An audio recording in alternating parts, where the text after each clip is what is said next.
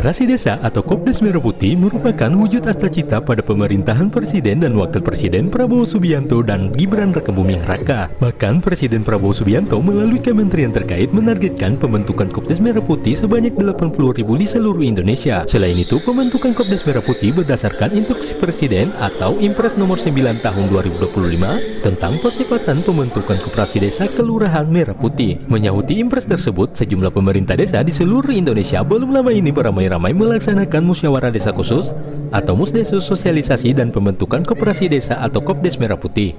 Tak terkecuali di Kabupaten Parigi Motong. Di Kabupaten Parigi Motong, Dinas Koperasi Usaha Kecil dan Menengah atau Diskop UKM Parigi Motong menjadwalkan Musdesus pembentukan Kopdes Merah Putih sejak 20 sampai 31 Mei 2025 di 283 desa dan kelurahan se-Kabupaten Parigi Motong. Kepala Bidang Kelembagaan dan Pengawasan Dinas Koperasi dan UKM Parigi Motong, Zulkarnain, yang berkesempatan hadir dalam pembentukan Kopdes Merah Putih Desa Ea bertempat di kantor Desa Ea Kecamatan Palasa Kabupaten Parigi Motong memberikan berbagai penjelasan sekaitan Kopdes Merah Putih.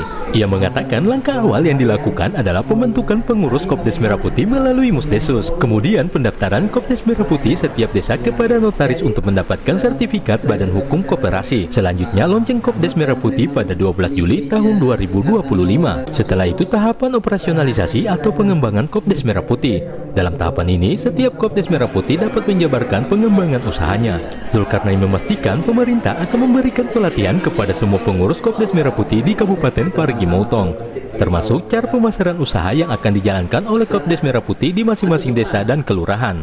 Dengan begitu, produk yang dikelola Kopdes Merah Putih di Kabupaten Parigi Motong dapat diperkenalkan ke 38 provinsi di seluruh Indonesia.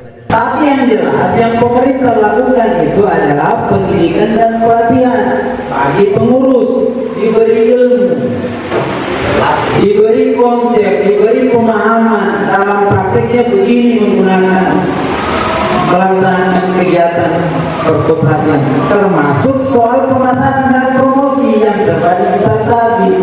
Presiden mempunyai rencana ini terkoneksi di 38 provinsi. Ya, jadi usaha yang ada di sini, produk yang ada di sini bisa dilihat oleh teman-teman atau keluarga kita yang ada di Kalimantan, di Nusa Tenggara dan Papua. Nah, itu semua akan dilatih. Bagaimana proses dan model bisnisnya kita bicara di 13 Juli sampai dengan 31 Desember. Termasuk tentang bagaimana mekanisme simpan pinjam, bagaimana pengembaliannya, bagaimana sanksinya, kita bicara di 13 Juli itu. Sehingga dalam musyawarah ini belum ada kita bicara tentang simpan pinjam, apalagi sampai bertanya, Pak, kapan saya boleh berpinjam? Belum.